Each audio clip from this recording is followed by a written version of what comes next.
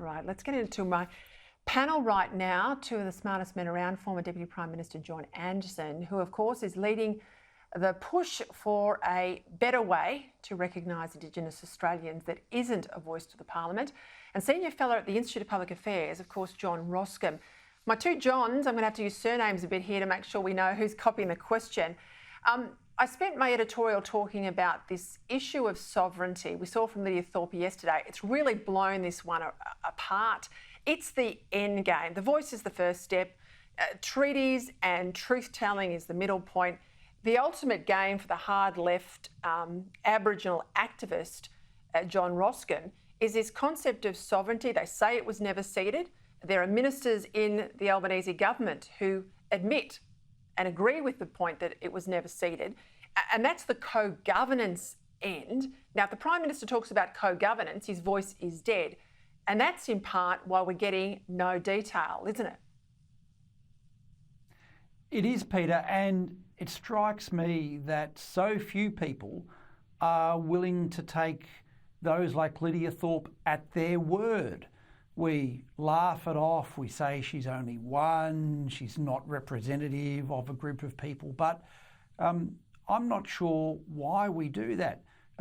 Lydia Thorpe, for all of her faults, I think means what she says. And you are exactly right that this is about sovereignty, this is about self-governance, this is about the separation, the breakup and division of Australia. And the voice is but a very small part of this larger agenda.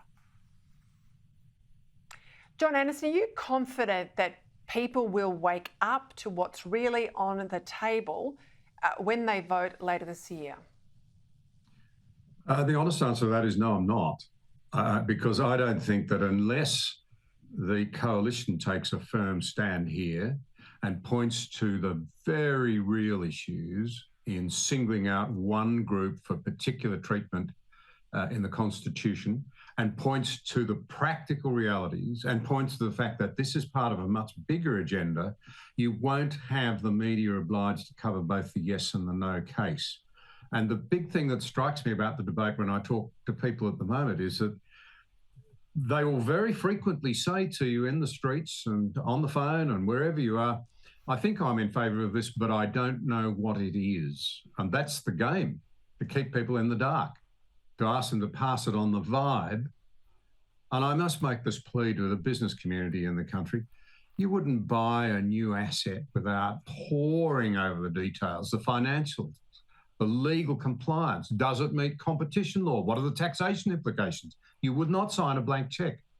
You've endorsed this, I think, far too many of you corporate leaders, without recognising the Australian people deserve sufficient respect, they're not mugs, to be told what it means, and the government isn't coming clean.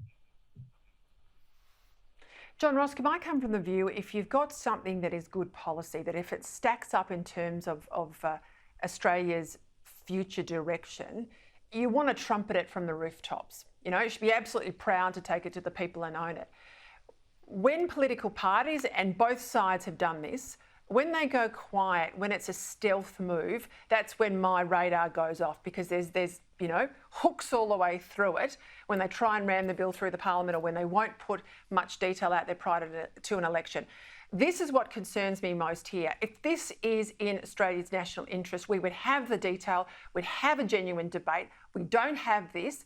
And as Greg Sheridan points out, he hits the nail on the head in The Australian, if Peter Dutton is bluffed into either sitting on the fence on this thing and giving all of his members a free vote or a conscience vote, or if he's bluffed into supporting it and doing a dance on a negotiation with them ahead of the vote, then we're going to end up with a very, very poor position, because we will never get a debate on this incredibly critical issue. We'll only get a debate, you correct me if I'm wrong, if the opposition's prepared to enter the fray. Well, that's exactly right, Peter. And I'd put this into a bigger perspective. So if you're sceptical about politicians and a little bit cynical, and if you think politicians don't trust the people and don't want their opinion, these days you're called a populist. So is it populist to demand our politicians engage in a debate? It's no wonder that trust in democracy is falling, trust in our politicians is falling, trust in our media is falling. And somehow, if you listen to the left and the ABC, this is all the fault of Donald Trump. No, you've put your finger on a much bigger issue, which is not just how the politicians are treating Australians on The Voice. This is symptomatic of how they treat us on so many other things. And Peter Dutton has an opportunity to say, enough is enough. John Anderson, take me back to the Howard era, because people weren't so scared to have the debate. I mean, the GST was not popular, not one iota, but you went absolutely out there into the public square, debated it hard, fought for it hard, made the arguments with the Australian people and had that a narrow 98 election win. How is it 20 odd years on, we've lost our courage? Social media, I think, has a lot to do with that. Cancel culture has a lot to do with it.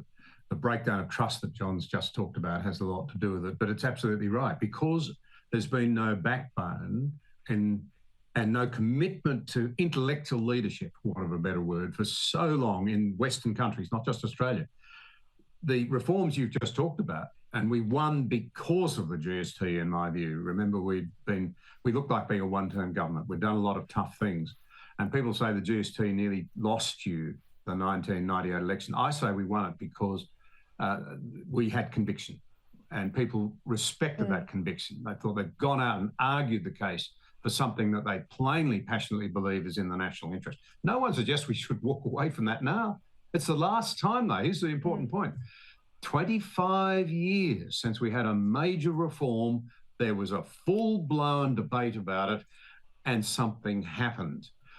The great danger here, and I'm going to say it again, corporate leadership in Australia, stop looking like you're just the puppet of the government on the day.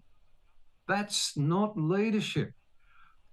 You know, business leadership takes an enormous position of authority and responsibility and privilege in this country.